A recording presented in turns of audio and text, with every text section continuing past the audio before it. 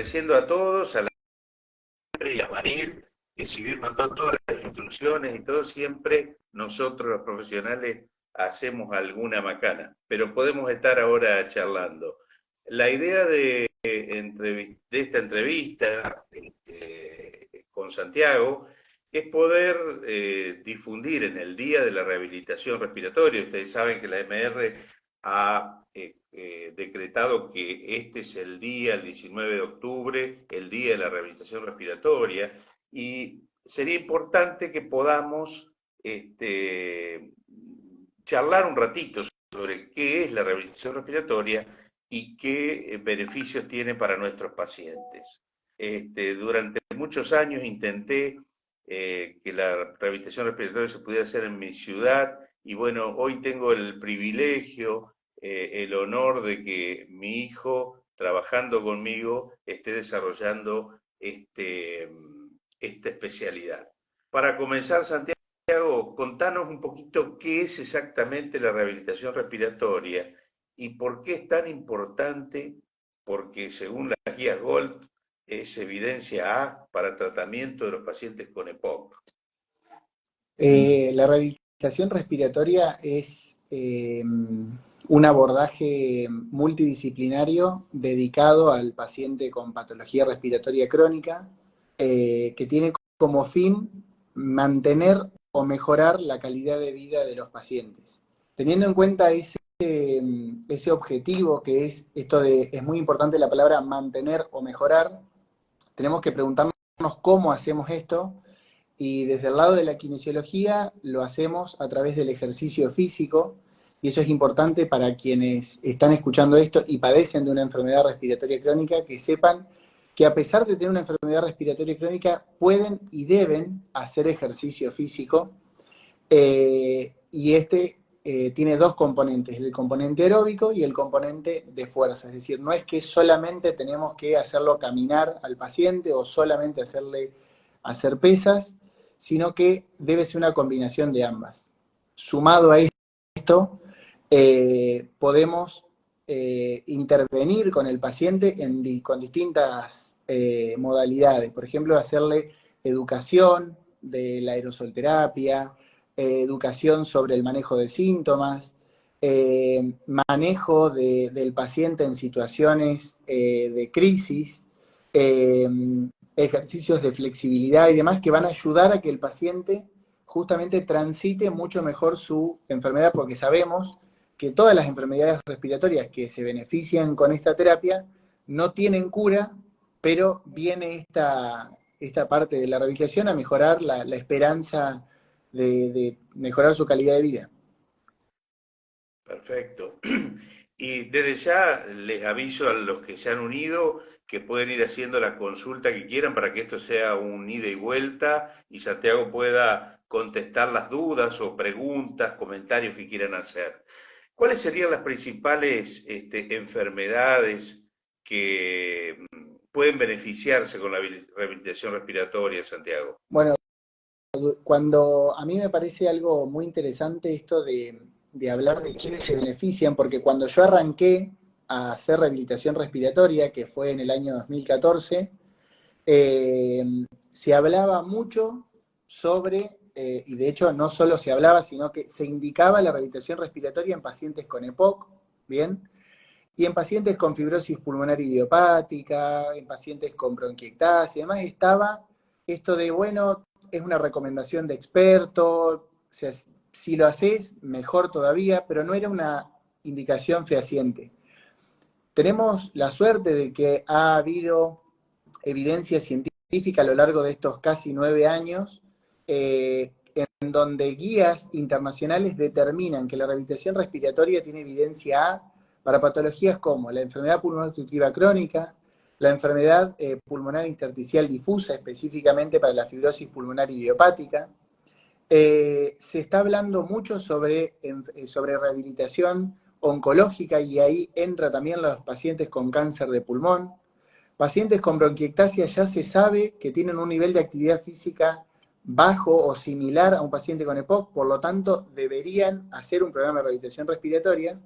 Y también pacientes con asma en distintas gravedades. No hay que pensar solo en el asmático grave, sino en el asma leve, en pensar en un modelo de atención quizás adaptado al paciente.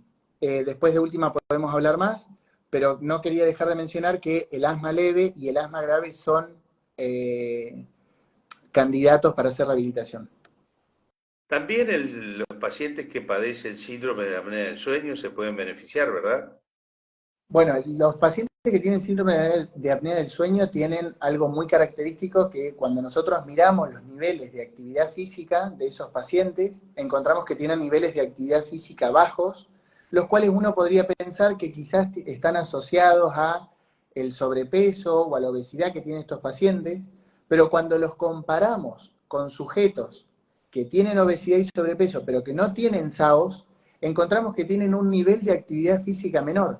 Por lo tanto, en realidad lo que tenemos que decir es que hay algo que propio de la apnea del sueño que está generando niveles de actividad física más bajos. Y qué mejor que un paciente que tiene pocos niveles de actividad física que ingrese a un programa donde adquiere herramientas tanto físicas como mentales para motivarse a hacer más ejercicio. Por lo tanto, respondiendo a tu pregunta, el paciente con SAOS debería de estar como primera línea también en la rehabilitación respiratoria, sin dejar de lado, y para que nadie de la sección de sueño, incluido vos, me diga algo, el no reemplaza la terapia de CPAP, sino que es un coadyuvante a la del CPAP.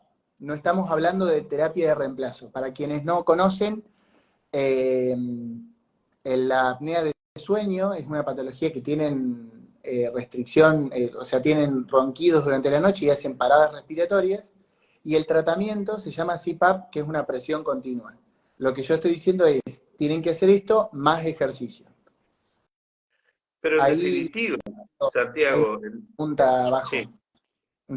¿cómo? Que hice una pregunta a pacientes que tuvieron COVID y tienen secuelas. Vos sabés que yo no veo las preguntas. Bueno, no importa, yo las voy leyendo. Le Ajá, contesto exacto. bien. Dale, dale, dale. Definitivamente, pacientes que tuvieron COVID deben hacer un programa de rehabilitación respiratoria, porque una de las principales secuelas que deja la COVID es la disnea ante esfuerzos leves y moderados, eh, o sea, disnea al esfuerzo, desaturación al ejercicio y fatiga. Por lo tanto, deberían de realizar ejercicio físico y rehabilitación. Perfecto. Desde ya, las preguntas son bienvenidas porque aclaran un montón de cosas que pueden quedar en el tintero. Pero, ¿cuáles serían esos beneficios claves que vos estás hablando de la rehabilitación respiratoria? Porque hasta ahora hemos dicho se benefician. Por ejemplo, con la apnea de sueño, ayuda a mejorar la adherencia al tratamiento con el CPAP, que es una mascarilla nasal que manda aire. El paciente que comienza rehabilitación tiene más adherencia al CPAP. ¿Cuáles serían los beneficios para las otras enfermedades? Bueno, la principal es la reducción de la disnea ante los mismos esfuerzos que quizás le generaba antes de comenzar el programa. Es decir, un paciente que refería que le faltaba el aire a las 2 cuadras, ahora dice, camino a las 2 cuadras, no me falta el aire, y ahora camino no solo 2, sino que camino 4 y sin falta de aire. Esa es quizás como el primer síntoma que la mayoría de los pacientes refieren, porque no hay que olvidarse de que el síntoma más molesto para los pacientes es la falta de aire, porque muchos pacientes quizás no se enteran de que están desaturando, muchos pacientes, por ejemplo, tienen tos, pero no es algo que les moleste, pero la falta de aire nos impide hacer un montón de cosas. Y ese sería el principal beneficio. Después, mayor tolerancia a realizar actividades. Eso pensando en la globalidad, ¿no? Pero hay pacientes que tienen, por ejemplo, limitaciones severas, como por ejemplo no poder afeitarse o no poder peinarse, y la rehabilitación les permite afeitarse de una sola vez y no tener que realizar pausa, por ejemplo. Está bien. Aparte, hoy preguntaron por COVID, la sarcopenia que produce el COVID, esa debilidad muscular severa, se mejora con la rehabilitación, ¿verdad? se mejora porque no hay que olvidarse que esto que yo mencionaba recién, que uno de los componentes de la rehabilitación es el entrenamiento muscular, por lo tanto mejora el rendimiento muscular de los pacientes. Acá hay otra pregunta. Justamente hay una pregunta con fibrosis idiopática, ¿cuál sería su tratamiento? Y yo te iba a preguntar, ¿cómo llevas a cabo la rehabilitación respiratoria? Viene bien para cerrar esta pregunta. Bueno, el paciente con fibrosis pulmonar idiopática, a mí me gusta hacer como la referencia de todo, de qué fue lo que me pasó a mí cuando empecé a trabajar con esto y qué es lo que está pasando ahora. Cuando yo comencé a trabajar todavía no estaba autorizado el uso de pirfenidona y nintedanib, y el paciente con fibrosis pulmonar tenía una expectativa de vida baja, calidad de vida baja, y de hecho no había mucha derivación a rehabilitación respiratoria porque, vuelvo a repetir, no había evidencia científica y no era algo que hablemos, ¿bien? Y la verdad es que en el correr del tiempo yo veo que los pacientes que ahora están con pirfenidona o con nintedanib han mejorado increíblemente su calidad de vida porque también está asociado a la rehabilitación. Es decir, toman el medicamento que hace que se detenga o se enlentezca la fibrosis, ¿bien? Y encima le suman ejercicio físico, lo cual genera tolerancia al ejercicio, es decir, los hacemos caminar en cinta, en bicicleta, como vuelvo a repetir, levantar pesas, y eso genera que el paciente se sienta con más energía, que el paciente tenga menos falta de aire, que pueda, por ejemplo, tengo una anécdota de una paciente que... Decime. Sí, justamente te iba a preguntar alguna anécdota que nos vendría bien para conocer un poquito más. Una paciente particularmente, lo que me comenta es, yo siento que ahora tengo fuerza en mis piernas, lo cual me permite subirme a la lancha, ¿bien? Y poder pasear por el río y demás, acá por el río Paraná, cosa que yo ni siquiera lo había dejado de hacer porque no tenía fuerza, y que pensé que con la enfermedad no lo podía hacer, ¿no? Y bueno, digo, son estas cosas que... Sí. De hecho, vos recordarás cuando un día de la EPOC sacamos por el río a pasear a los pacientes con EPOC que tenían oxigenoterapia y que habían empezado un plan de rehabilitación y se pusieron muy contentos de poder hacer algo que pensaban que no lo iban a hacer nunca más. O aquel paciente que llegó a trepar en la montaña, en la nieve, ¿recuerdas? Con una fibrosis quística severa. Sí, sí, sí. Por eso es fundamental esto de hablar con los pacientes y ver cuáles son sus objetivos para, junto con el kinesiólogo, poder planificar a ver qué es lo que espera el paciente y qué quiere hacer. Acá hacen otra pregunta y dicen, ¿hay diferencia en los ejercicios en un EPOC y una FPI? En realidad, la diferencia viene de la gravedad que tenga el paciente o el estado del paciente, ¿bien? Quizás no existe hoy un entrenamiento específico para pacientes con EPOC o un entrenamiento específico para FPI. Sí, lo que es necesario para ambos pacientes, y eso quiero dejarlo en claro para empoderar a los pacientes, es que todos deben ser evaluados específicamente para que el entrenamiento sea planificado en base no solo a los objetivos del paciente, sino a las características propias de ese paciente. Claro. Porque imagínense que ponga a caminar a una determinada velocidad a un grupo de pacientes porque tiene una determinada patología, y a otro por otra patología. Quizás hay uno que está en un estadio inicial de esa enfermedad que va a caminar a la misma velocidad que quizás uno que tiene una menor capacidad de ejercicio, y a uno lo recontra fatigo y a otro no le hago absolutamente nada. Por eso hablamos en rehabilitación sobre los principios de entrenamiento, que son fundamentales y que quien hace rehabilitación respiratoria los conoce, y esto de poder incrementar progresivamente la carga, de poder generar específicos, esto es fundamental, porque nos han metido en la cabeza de que los adultos mayores no tienen que levantar pesa. O sea, o todavía en algunos lugares, no, dale una pesita de 1 kilo y demás. La realidad es que los pacientes, si nosotros los evaluamos, quizás nos sorprendan lo que pueden levantar realmente de peso y puedan generar un crecimiento muscular a pesar de tener 60, 70 años. Bien, pero déjame que les diga algo a la audiencia. Cuando tengan un kinesiólogo como tengo yo a mi hijo, miéntanle un poquito, porque el día que les diga que ustedes están levantando el peso y no sienten nada, al otro día les aumenta el peso. Son terribles. Hay otra pregunta. Los pacientes con vasculitis preguntaban si reciben rehabilitación respiratoria en un adulto mayor. Habría que ver qué tipo de vasculitis tiene y si se refiere a un paciente que tenga hipertensión pulmonar por la vasculitis. Claro. Pero creo que Santiago fue específico. Cualquier enfermedad puede ser rehabilitada en el ejercicio. Por favor, amplíame algo sobre eso, Santiago. Bueno, Diabetes, insuficiencia cardíaca, etcétera.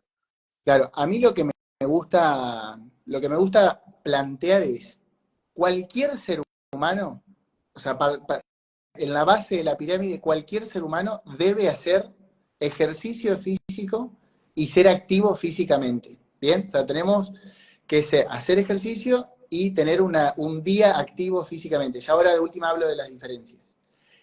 Si tenemos una patología crónica, ya sea una patología respiratoria, cardiovascular o metabólica o la que sea, con más razón debemos hacer ejercicio. Sobre todo pensando en que el ejercicio físico, bien, es una subactividad de la actividad física que está evaluada y planificada para este sujeto. Entonces, si viene un sujeto que tiene EPOC, si tiene hipertensión pulmonar, si tiene diabetes, si tiene cáncer de pulmón, va a poder hacer ejercicio teniendo en cuenta muy pocas cosas, bien en claro el kinesiólogo. Una evaluación que nos determine el estado inicial del sujeto para conocer dónde estamos parados. Yo le digo que es como una foto que le saco al paciente para saber si tiene fuerza o no, si tiene, qué capacidad aeróbica tiene, qué grado, por ejemplo, de flexibilidad tiene. Teniendo en cuenta todo eso, planifico en base a los objetivos que yo me planteé con el paciente y con la patología que tenga. Por ejemplo, el objetivo en una diabetes va a ser aumentar drásticamente la masa muscular para que reduzca los niveles de glucemia. En un paciente con EPOC voy a generar, obviamente, masa muscular, pero también voy a generar un aumento, voy a entrenar en una zona o ritmo de consumo máximo de oxígeno, es decir, en una zona específica para generar más, más tolerancia al ejercicio. Entonces, teniendo en cuenta una evaluación, todo paciente debe hacer ejercicio. Esa es como la clave que quiero dejar bien en claro, digamos. Bien. Acá justamente hay varias preguntas. Por ejemplo, una pregunta dice, los pacientes tienen acceso de TROS mientras entrenan y eso hace que se frenen. Y pregunta si el entrenamiento es entrenamiento o progresión de la carga. Creo que vos fuiste muy claro. Cada paciente es especial y hay que valorarlo. Y preguntan también si realizás el test de marcha antes. Yo sé que vos haces varios tests. ¿Podrías explicar un poquito cómo haces la evaluación de los pacientes previo a tu planificación? Y por supuesto, perdón, la última pregunta que veo acá, si tenés experiencia con pacientes con EPI. Justamente de eso estábamos hablando al principio. Entonces, vamos a la pregunta concreta. ¿Cómo evaluar los pacientes? Bien, me habían hecho una pregunta antes de cómo evaluar, puede ser algo de la tos, De la puede ser. tos. Si el paciente tiene tos y tienen accesos de tos mientras entrena, ¿qué sucede? Dice, ¿qué sucede con eso? ¿Qué hacen? Bueno, para Puede eso ser una tenemos un método, kinesióloga, calculo que pregunta. puede ser. Nosotros tenemos que pensar que existen métodos de entrenamiento, como por ejemplo el entrenamiento interválico, ¿bien? En donde el paciente camina por un periodo y hace una pausa y vuelve a caminar y demás, y eso genera que lo podemos llevar al paciente a una carga más alta, en donde va descansando y haciendo ejercicio, descansando y haciendo ejercicio. Eso reduce claramente los accesos de tos. Eso sería una estrategia que yo puedo usar con un tipo de pacientes. Y si no, ver a ver qué otra cosa puedo cambiarle, y si no, hablar, comunicarme con el médico, a ver si está realmente cubierto con la medicación y evaluar la causa de la tos para ver a ver qué es lo que me está generando eso.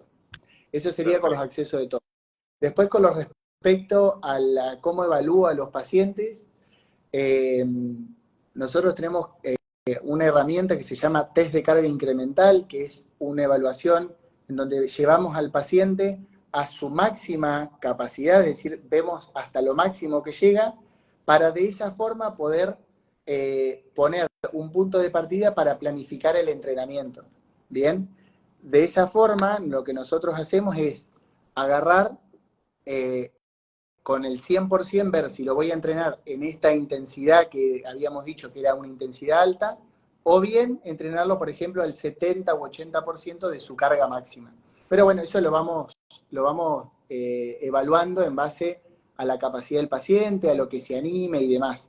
No puedo dar una recomendación específica porque sería contradecirme con esto de los principios de entrenamiento, de especificidad de la carga y demás.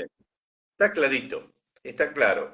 Y decime, ¿qué consejos específicos vos le darías a las personas que deben seguir en su progreso, en su proceso de rehabilitación respiratoria?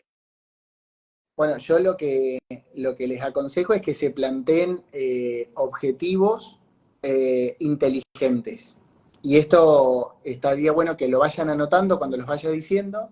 Digo inteligentes porque viene de la palabra smart, que es inteligente en inglés, y viene la S de específico, es decir, ponerse objetivos específicos. La M de mensurables, es decir, que yo pueda medir si los hago o no los hago, ¿bien? Que sean alcanzables, es decir, yo no me puedo plantear que mañana voy a correr un Ironman, siendo que hoy corrí 6 kilómetros y casi muero en el intento, o sea, no lo voy a plantear así. La R de relevantes, es decir, que sea algo importante en la vida de la persona, y la T, por último, que sea temporal, es decir, que tenga una fecha específica para yo realmente cumplir, o sea, ver si lo cumplo o no lo cumplo. Teniendo en cuenta esas 5 características, los pacientes pueden empezar a focalizarse y empezar a decir, bueno, en este momento lo que voy a hacer es, por ejemplo, quiero para el 30 de noviembre caminar 4 cuadras. Es algo específico, es algo mensurable, es relevante, es temporal y es algo alcanzable porque yo ahora estoy caminando, no sé, 300 metros. Eso que parece algo tan sencillo me ha ayudado un montón con los pacientes a poder establecer metas claras y que ellos sepan si lo están cumpliendo o no. Muchas veces no lo cumplen, pero está bueno, cuando no lo cumplen, que se evalúen por qué no lo cumplieron. Entonces, de esa forma, el paciente dice, bueno, no, mirá, no lo cumplí porque no hice ejercicio, no hice esto y demás.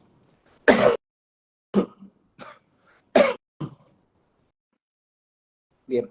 Bien. Te hago otra preguntita y otra pregunta que surgió acá, pero ¿hay algún tipo de apoyo comunitario disponible para las personas que participan en programas de rehabilitación? De hecho, podrías comentar algo de los circuitos aeróbicos.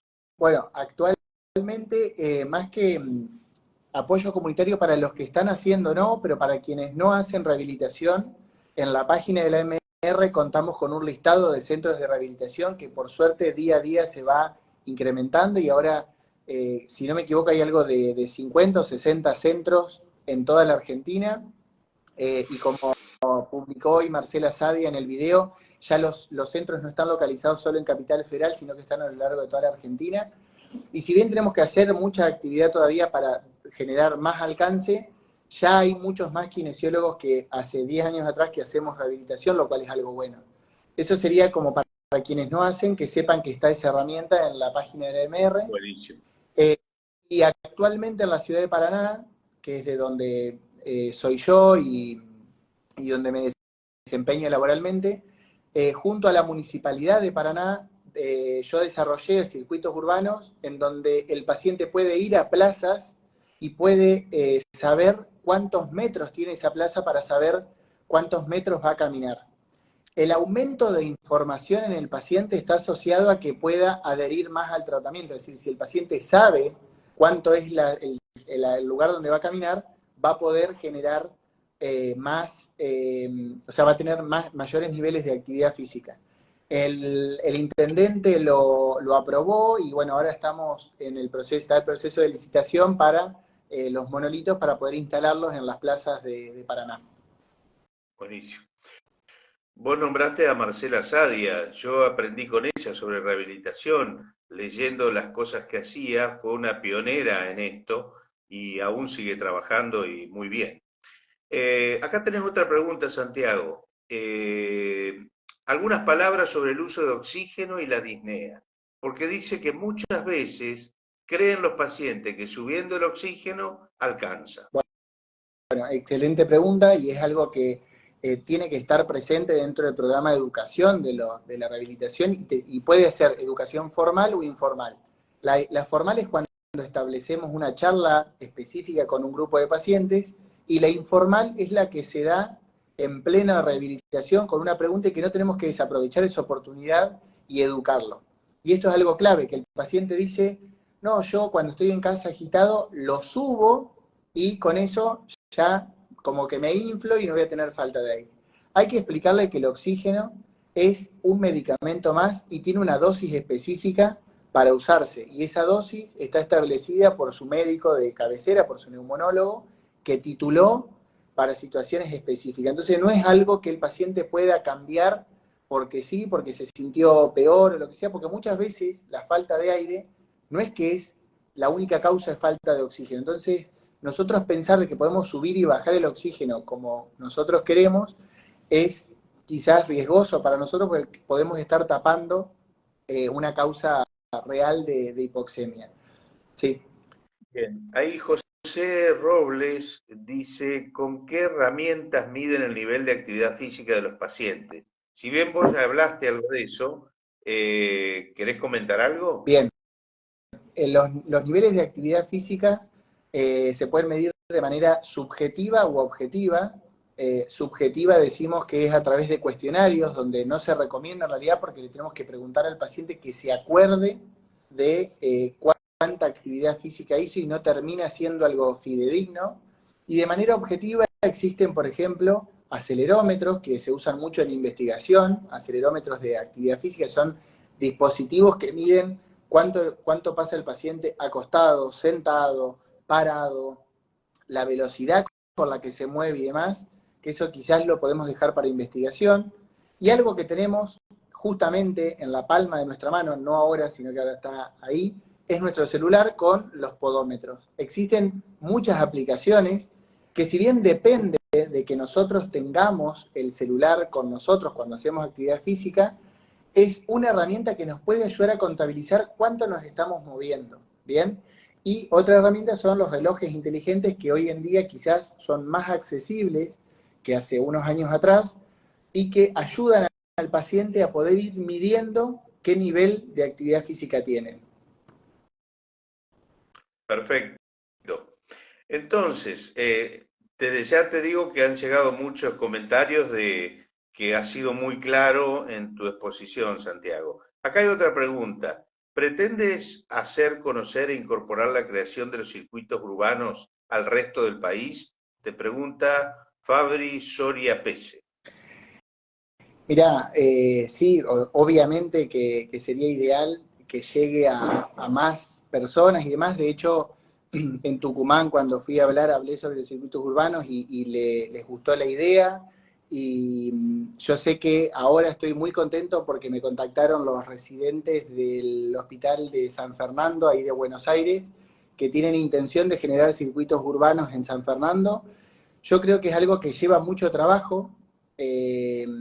No voy a ocultarlo, o sea, fueron años que se generó el proyecto, que tuvimos que hacer la beca y generar los cálculos y todo, pero la recomendación que puedo darle es que vale la pena, sobre todo cuando se ve el proyecto concretado, Eh, Así que invito a quienes estén escuchando y que tengan intenciones, que bueno, que me pueden contactar por mi Instagram o por mi mail, que es santilarra@gmail.com, para poder hablar acerca de estos circuitos y que cada vez los pacientes tengan justamente más accesibilidad a, a este tipo de herramientas para aumentar la actividad física.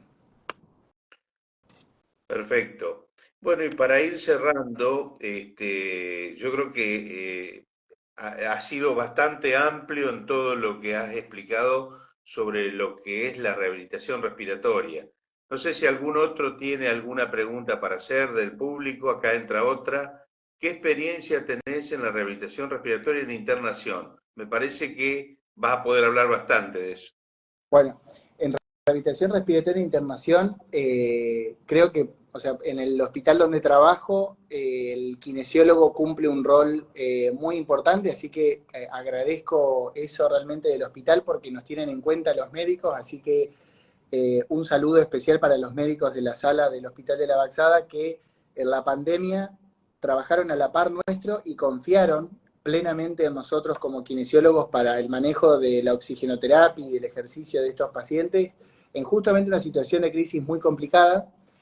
Y algo positivo, para no hablar de la pandemia que fue algo feo, es que al día de la fecha todavía los kinesiólogos, yo ya no estoy en internación, pero los kinesiólogos que se dedican todavía a internación en la Baxada siguen teniendo su lugar en el pase médico, que es un pase súper interdisciplinario en el hospital, y tienen injerencia sobre el manejo de la oxigenoterapia y la determinación del nivel de ejercicio que van a poder hacerle a los pacientes y si los pacientes requieren o no requieren de ejercicio. Habiendo dicho esto, ¿qué puede hacer un paciente en internación? Volvemos a lo mismo que hablábamos al principio. Si el paciente lo evaluamos, al paciente lo podemos mover. Un paciente que está internado no es sinónimo de que un paciente deba quedarse quieto en la cama. El paciente puede sentarse al costado de la cama, puede hacer ejercicios, puede hacer pesas, puede hacer step, puede hacer sit to stand en una silla que haya ¿cómo es? En la habitación. O sea que excusas para hacer ejercicio y rehabilitación no hay en la internación. Muchas veces me han dicho, no tengo tiempo, no tengo personal. La realidad es que yo entiendo que no tengan personal, pero quizás pueden implementar guías de educación, como hemos implementado nosotros, que tenemos guías hechas, en donde el paciente que no está tan mal le podemos dar una guía y se orienta cómo se puede seguir moviendo y hace más ejercicio estando internado. Bien. Aparte tienen un pequeño mini gimnasio que agregaron ahora en el piso de En la, internación, ¿verdad? sí. Para ese paciente que Bien, no está mal y que puede ser, claro. pero que no está bien para estar dado de alta. Bien. Y acá hay otra pregunta, porque se ha ido agregando otra gente, el público se renueva, como dicen en televisión. ¿Este es un tratamiento para toda la vida? ¿Después los envías a la casa con un plan a domicilio? Bueno, no sé quién preguntó eso, pero gracias por esa pregunta que me pone en aprietos. No, en realidad, o sea, María Laura 4858. bien, si tengo que contestar la pregunta, es un tratamiento para toda la vida, pues no debemos dejar de hacer ejercicio. O sea, eso seguro. Después tenemos que entrar en coberturas específicas de prepagas, obras sociales y en todo algo que creo que lamentablemente no da el tiempo para hablar, pero que en algún momento se tiene que discutir. Yo sé que actualmente los pacientes que tienen certificado de discapacidad en Argentina les cubre el tratamiento crónico y prolongado, lo cual lo aconsejo si existe la posibilidad de parte del paciente y de parte del centro. Si no, la duración ideal son entre 8 a 12 semanas y después lo que yo sugiero es si el paciente puede tener revisiones mensuales o semestrales, pero que el paciente no deje definitivamente de ver el kinesiólogo, porque yo lo comparo la kinesiología con la odontología. Nosotros nunca dejamos de ir al odontólogo. Entonces no deberíamos dejar de ir al kinesiólogo a que quizás nos haga una revisación, un chequeo y diga, bueno, tenés que seguir haciendo un plan de rehabilitación o bien estás perfecto haciendo por tu cuenta, seguí de esa forma. Aparte, en el paciente con enfermedad pulmonar obstructiva crónica, le hacemos los médicos el formulario de remedios de uso crónico. Entonces, ¿por qué el uso crónico de fármacos y no el tratamiento crónico de rehabilitación, que sabemos que es súper efectivo, ¿verdad? Eh, bueno, seguimos con un nivel de audiencia alto que se ha promediado. No sé, Santiago, cómo están tus tiempos, si querés hacer alguna otra reflexión para ir redondeando este vivo. Eh, lo último es, bueno, agradecer a la MR, en Bien. primer lugar, porque estableció este primer día de la rehabilitación respiratoria que fue realmente, recibí un montón de fotos de colegas de Misiones, de Pergamino, José Robles, que estaba ahí participando, mandó, Silvina del Era del Italiano, sé que mandaron un montón de videos para hacer un video para ahora para MR Comunidad, lo cual habla de que en toda la Argentina se está moviendo y realmente me emociona mucho y me pone muy contento que cada vez seamos más y sobre todo no que seamos más kinesiólogos que estamos trabajando en esto, sino que sean más pacientes que tengan acceso a este tipo de terapia que tantos beneficios genera. Realmente día a día veo cómo los pacientes vienen contentos, les cambia el humor, hacen más cosas, viajan y realmente eso es una alegría enorme. Voy a contar una anécdota porque sé que tiene Instagram y que quizás después ve el video y es una paciente que yo tengo que con su diagnóstico de POC y con su oxigenoterapia crónica domiciliaria, pensó que nunca más en su vida podía viajar y ella amaba viajar. Y viene y me dice, yo estoy triste porque no voy a poder viajar más. Y junto con ella y junto con el neumonólogo, ella hizo de todo, ella puso el 90%, yo digo que ella no sé de dónde saca fuerzas porque sé que le falta mucho el aire, pero realmente es admirable todo lo que ha hecho. Luchó con la obra social para que le dé concentrador, compró, hizo demás, ha viajado a la fiesta de la vendimia en Mendoza, al carnaval de Corrientes, se fue a Brasil y todo con el oxígeno y sigue viviendo la vida. Está organizando el casamiento de la hija, así que un saludo específico y especial para Norma que confía en mí y que le está metiendo un montón de pilas y sé todo lo que le cuesta y lo que ha mejorado con la rehabilitación, así que darle esperanza a aquellos pacientes que tienen oxígeno, que las cosas pueden mejorar. Así que bueno, gracias a ellos Bárbaro. que confían. Bueno, has tenido muchos comentarios acá de padres o familiares de pacientes que te agradecen. Inclusive hay un último persona que entró que dice que entró tarde, pide perdón, pero tiene el papá con fibrosis pulmonar. Y justamente lo que hablamos fue principalmente de esa enfermedad, además del EPOC, de cómo se benefician con la rehabilitación respiratoria. El inicio un poco complicado de este vivo, olvidé decir que Santiago es el coordinador actual de la sección de rehabilitación respiratoria de la Asociación Argentina de Medicina Respiratoria, además de tener su gimnasio propio donde desarrolla la actividad y trabajar en el Hospital de la Baxada como coordinador de kinesiología. Aquí hay otro comentario que dice importantísimo, la educación del paciente verdaderamente cambia la forma en la cual el paciente interpreta su rehabilitación. Y también dice que más neumonólogos deriven, por favor. Estoy totalmente de acuerdo. Hay colegas que todavía no han descubierto o no han comprendido lo que es la rehabilitación respiratoria. Pero creo que día a día, en la ciudad de Paraná por lo menos, Santiago está recibiendo, ¿verdad? Derivación. Sí, sí. Sí, yo creo que está cambiando mucho. La MR tiene mucho que ver con eso porque eh, generar este espacio habla de la importancia que tiene esta terapia no farmacológica, que no está auspiciada por nadie, que es solo de los kinesiólogos y de quienes hacemos esto. Y la MR lo puso como prioridad en su agenda y eso hace que también muchos médicos y la comunidad en general esté hablando hoy de rehabilitación respiratoria y no de el kinesiólogo que saca mocos, lo cual creo que es un avance muy importante en la kinesiología.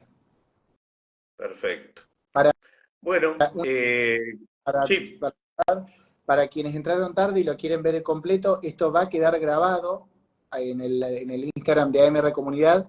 De paso, acordate de ponerlo para grabar, porque vos vas a tener que cerrarlo y poner para grabar. Tengo que ver dónde, Santiago. Bueno, cuando cierres ahora el vivo, te va a aparecer un cartel yo. Perfecto. Bueno, ¿algo más?